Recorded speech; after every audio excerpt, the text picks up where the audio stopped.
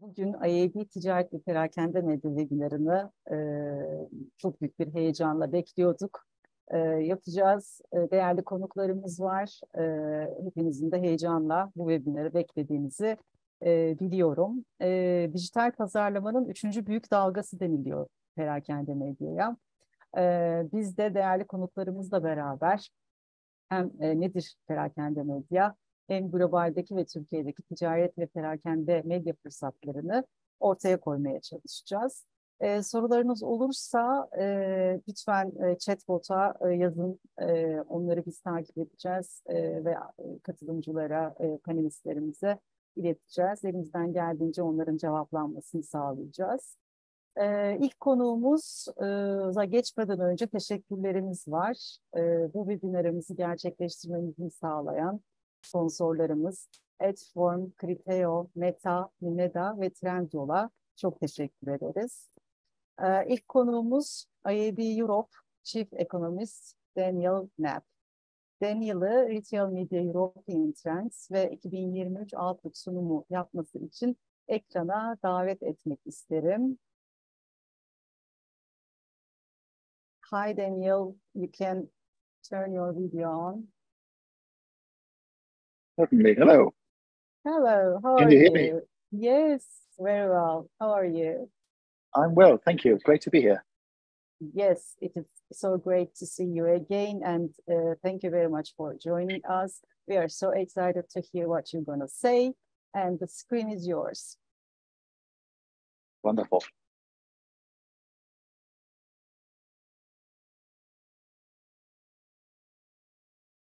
Perfect. Thank you very much for having me. I'm excited to be speaking about probably one of the most dynamic and transformative topics right now in digital advertising, that is retail media. At IAB Europe, we started tracking this about 2 years ago, and the market is changing and evolving nearly every day. Today, I wanted to give you a snapshot of how we see the market and what the future has in stock. In particular, as we are seeing the rapid growth of retail media in very specific and highly dynamic times. Namely, we have these cyclical headwinds of a global recession, and we're also seeing the structural changes underway in digital advertising overall, with the deprecation of third-party cookies and new targeting paradigms emerging.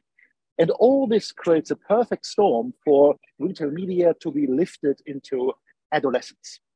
So let's dive in. I've got around 20-25 minutes of a step-packed presentation prepared for you. And hopefully you'll leave the session understanding a little bit better where this opportunity lies and why retail media really is a keystone in the future of digital advertising.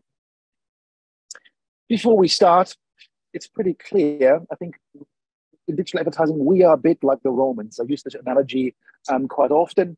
The Romans in 46 BC had, they called it the longest year in history, the year of confusion. It was 442 days long, where they shifted from their old calendar, the one that you see here, to the new one. The old calendar became cumbersome and complex and out of sync.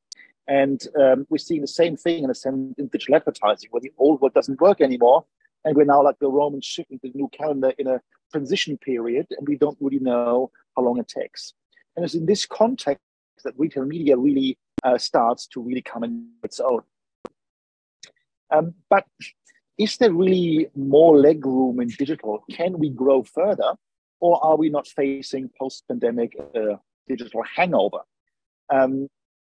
Well, we're in particular times. The Germans have a term for this combination of arrows that predict doom and gloom called Krisenbilder, or crisis pictures.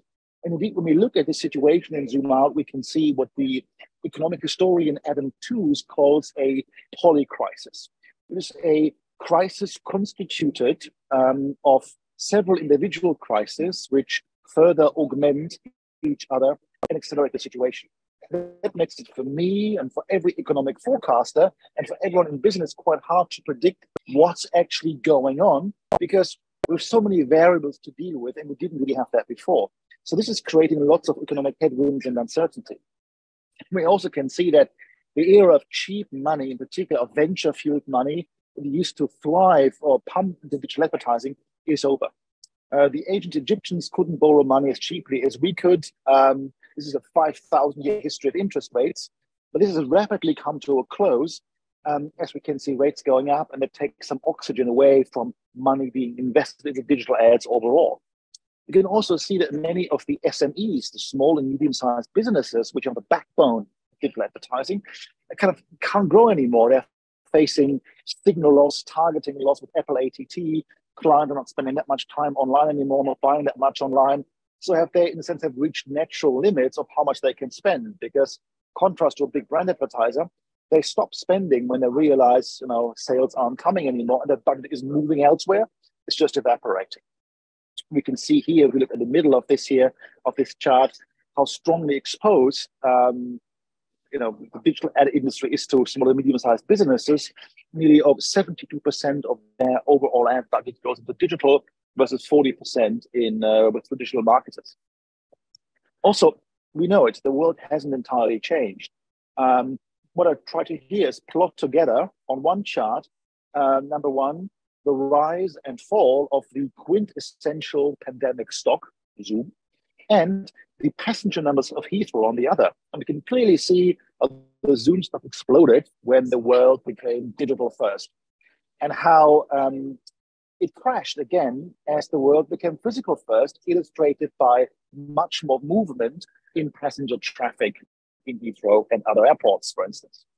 And e-commerce, a major engine of ad growth, started stuttering in a lot of markets, because what you can see here is the growth of e-commerce sales as overall retail sales over time. And we saw this exponential surge during the pandemic. But we're now seeing a reversion to the mean. It's correcting again to a more linear growth pattern.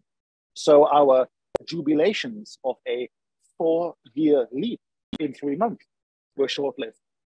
However, this is not overall bad news, as of course now with advertising, there's a much better infrastructure for targeting, for other things, how we can activate this retail growth in the future.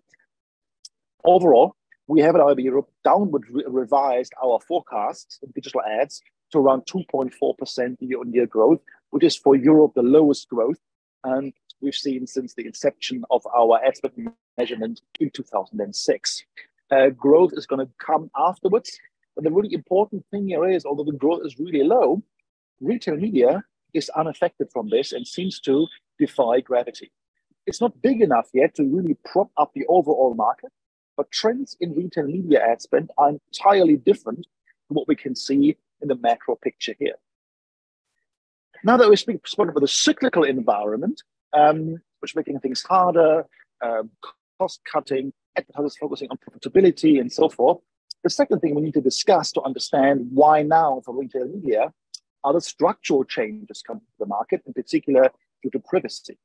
I've spoken about these a lot. We can see here, for instance, the telecom tower in Stockholm, which is a major signal of technological progress in the past, but not everybody liked this. And I said, well, this could create surveillance. The telephone could create surveillance.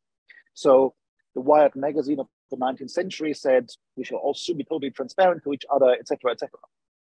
Each episode, each epoch has its battle with privacy, and I'm confident we can solve it right now as well.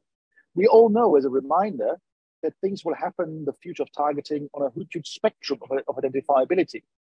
Most things are going to happen on the right side here of this chart, because the environments in which you have outside of large platforms in which personal data are very limited. But retail media can uniquely play in the left part of this, providing crucial data for advertising to remain addressable and accountable in the future. But not everybody, not every retailer, not every advertiser can really activate first-party data. On this chart, we can see penetration here. UK is an example of a different sector in terms of advertising contribution. And I put a smiley next to each to see how close is the sector or advertisers in this sector typically to the end consumer transaction. And many are not. And they require an intermediate layer like an online marketplace or an online retailer who's selling goods on their behalf to feed data and intelligence back to them. So although first-party data is so important and we're seeing in IAB Europe that many can't really activate this data and they're relying on others. So it provides a crucial gatekeeper and enablement role to retailers, not as advertisers, but retailers as sellers of retail goods. Of course, with the privacy changes, the web is fragmenting. I mentioned signal loss, targeting loss, measurement loss, etc. And with different platforms in the world, which are increasingly becoming not really interoperable anymore. Outside of this, we see this splinter net, this fragmented, splintered internet. We see a fragmentation and a walled gardenization of everything. So who can build a walled or hedge garden in a sense of controlling the delivery of ads and then the effects from that, the conversion, the sale into a single platform.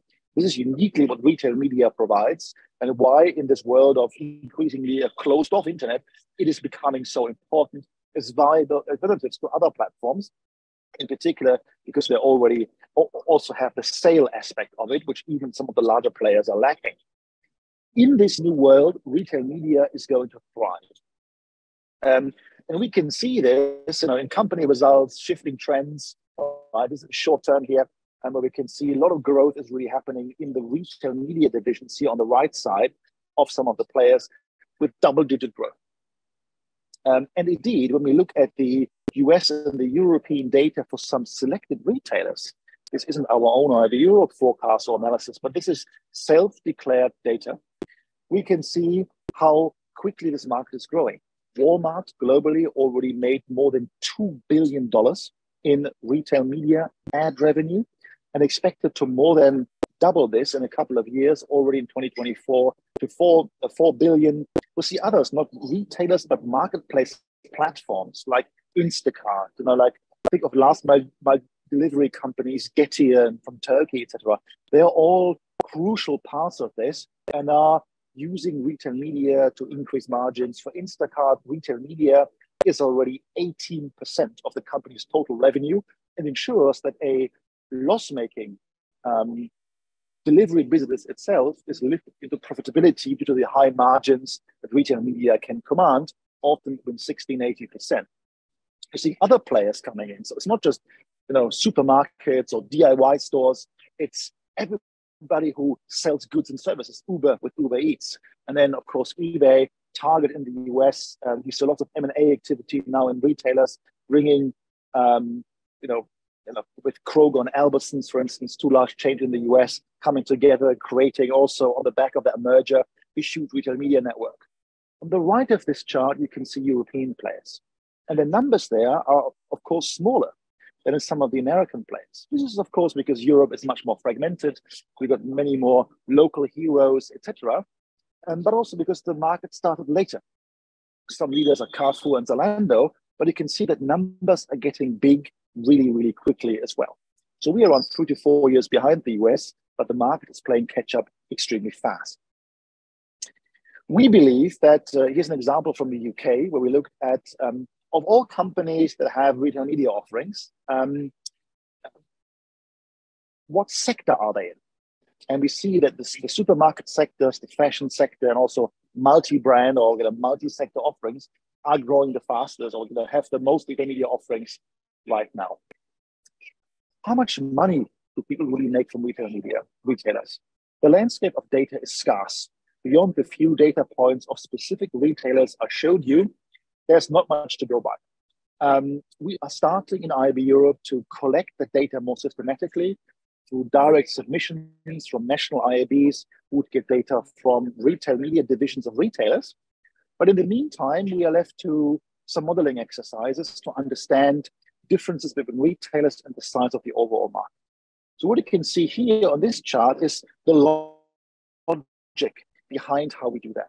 We found that there's a strong correlation between retail media ad revenues of the retailer and gross merchandise value.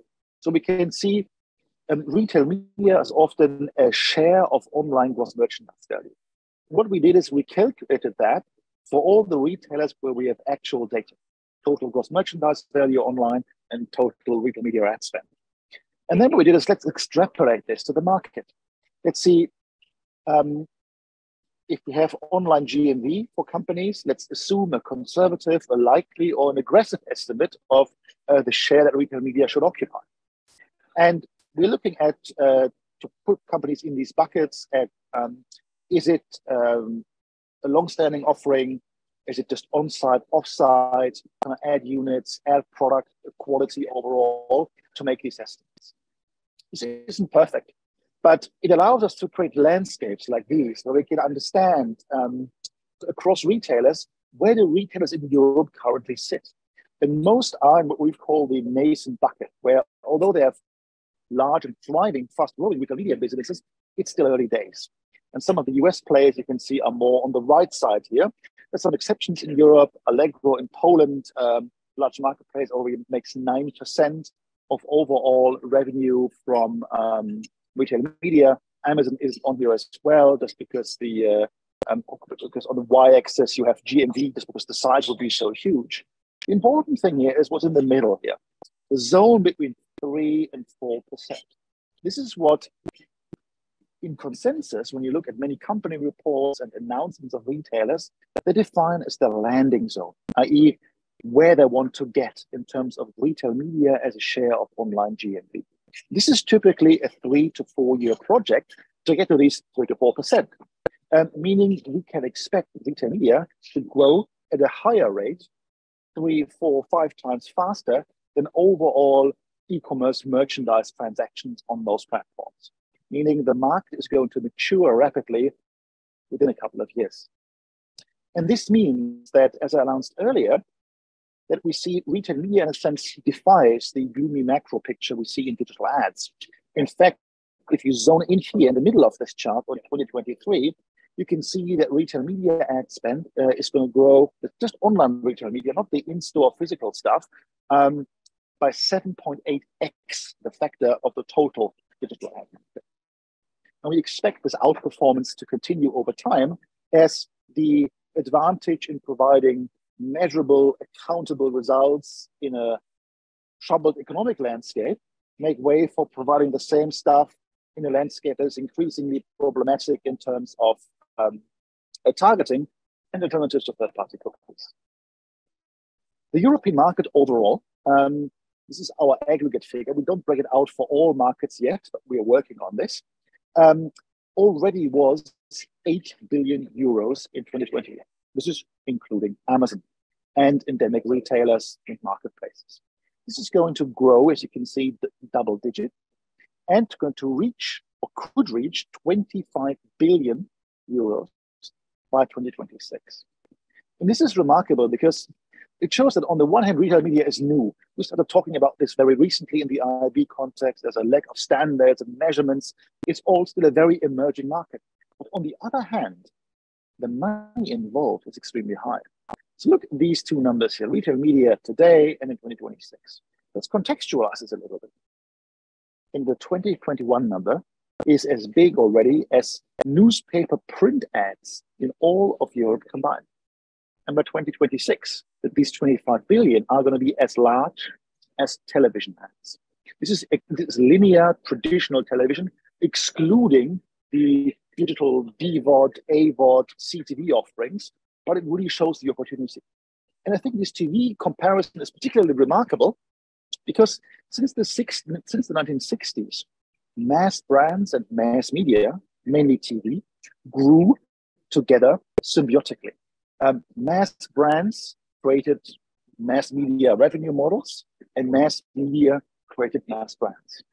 If retail media gets this big, we need to ask some really exciting questions about what's the future of building and launching brands, and what role can the digital shelf play in this equation. I think it's important to stress, although Amazon is the behemoth in the room, it's the biggest player by far, you can see over 80% of the market currently is Amazon. We can see that this share is declining as European endemic players, retailers and marketplaces, are growing at a much faster rate, meaning we're going to see much more diversity in this market, and it is not a winner-takes-all market, as is the case in some other domains of digital advertising. let's benchmark things a little bit to play with the numbers and understand where do we really stand right now in Europe. On the right, you can see retail media as a share of e-commerce revenues overall in the market in the US, where it's 4.7%, so edging towards 5%. So this isn't online GMV, but overall e-com revenues. The European average is around 1.5%. And then you can see, if we look at some markets which we broke out, and I'd love to get Turkey very, very soon, but I need your help with that. We can see that the distribution across European markets, Germany and the UK are so large, in particular because of a very high Amazon penetration. Poland really stands out because Amazon penetration is low, and there's really strong set of endemic retailers, same as in the Netherlands and France. So the numbers, if you look at them in aggregate, are a bit misleading because both Netherlands and France have a much higher share of non-Amazon retailers than Germany and the UK. The overall message, that, however, is very simple, that regardless of economic trends and others, there's a massive headroom for European markets to catch up with the US, meaning that the market should double, triple, quadruple very soon, really supporting our optimistic growth projections. If we look at the kind of relationship between retail media share of e-commerce spend and overall retail media, you can see something interesting. So I drew a line here, a dotted line, what the average is, i.e. the average retail media share of e-commerce spend for those markets here. And we can see that some markets are further advanced, where the share is above the line, but many are still below the line, meaning there's even further growth to be unlocked when the e-commerce opportunity accelerates further. When we think of retail media, many think about selling ad space on site, i.e. retailers and essentially publishers, selling sponsored display ads, search results, banner ads, and so forth. This is a thriving business and growing fast. However, there's going to be a natural limit in what retailers can achieve, as there are limits to the number of visits and the overall audience size on their websites and on their apps. So retailers are starting to build offsite capabilities for many reasons. Number one, because using first-party data as a very, very hot commodity can empower other media and enable retailers to provide better targeting and so forth. But also the opportunity isn't kept at the top. And then retailers need to drive more traffic to their site, so they need to find it somewhere. This is often why they go off-site. For instance, some retailers like Otto in Germany already has its own SSP, onto publisher pages, top 5 SSP in many markets, on many publishers, creating in a sense a flywheel effect, allowing advertisers to who are advertising on the retailer extend their campaigns beyond the retailer, but also to drive traffic back to the retailer store, increasing in turn the onset opportunity. And all this can happen not just in programmatic, but in social and even in CTV. What would be really interesting is to understand what are future partnership and collaboration models. What's going on here? Is it directly with media owners? Is it via agencies? Is it via other tech partners and so forth? This is all an ecosystem rapidly in the making. Fundamentally, when we look at retail media, it's not just about inventory on, as I just mentioned, off-site. We asked retail clients, so advertisers, mainly FMCG advertisers, how their organizations use retail media. And of course, most use it to buy on and off-site. But I have here in the middle two, which I think are very important points. For them, it's also a business intelligence channel to inform products. We had in the past market research to determine what kind of flavor of chocolate bar works and so forth. Retail media is also a test bed where you can provide ads for products that don't exist yet. You can click on it and you can see, do they like the new flavor of chocolate bar? Do they like the color of shirt, etc.? So retail media, if retailers open up more of their data and their platforms to for feedback loops, for experimentation, it can become a hugely important channel for advertisers beyond just the mere opportunity to serve ad impressions. And we can see this also in another response that we had, where we asked advertisers, what would it take? What needs to improve for retail media to become more attractive?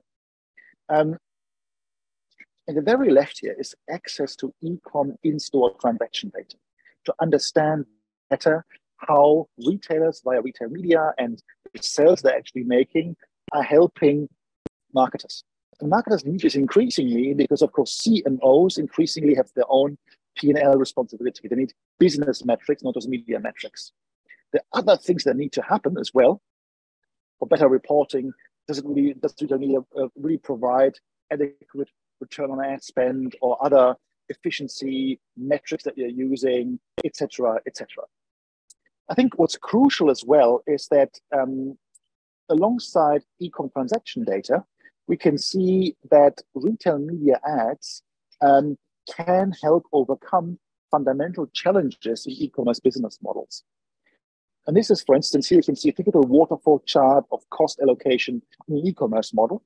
And there's this bucket in the left here, right? On the left, you got the sales, and then you got the cost of goods sold, how much share you have to give away for listing your stuff, etc. In the middle, you got a bucket called SG&A, an accounting term, services, general, and administration, in which also marketing expenditure is there. And you can see that this is a bucket that's very variable. On the very right, you can see the EBITDA margin, i.e., how much you actually make with the e-com model. If you can shrink that SG&A bucket by more efficient marketing, you can increase overall profitability. In the world of a fragmented splinter net, that's hard. But if retail media can provide ad exposure and sale conversion measurement in one single platform, it can help reduce that bucket and therefore add to overall profitability for e-com brands. More widely, I think we should go beyond thinking about retail media as just media and put a stronger emphasis on the retail opportunity that comes through media, which means we need to, in my view, adopt a more expansive lens of what market retail media really operates in. It's not just advertising and marketing, the two buckets in here, but it's also the retail rent and it is the shipping market. These two are coming together. We as an industry have often asked, to put an ad out, what consumer response am I getting? But the CMO and the CFO was asking, what does it cost the CEO and the CFO, what does it cost for my goods to reach consumers? And that goes back to the supply chain issue I mentioned earlier. Smart retailers are already targeting ads, discounts and ad delivery, etc., based on where consumer is located and how much it would cost to ship a certain good to a consumer. I.e., they are taking the overall supply chain delivery profitability into account when serving ads. This is a great example where advertising and the overall business can come together.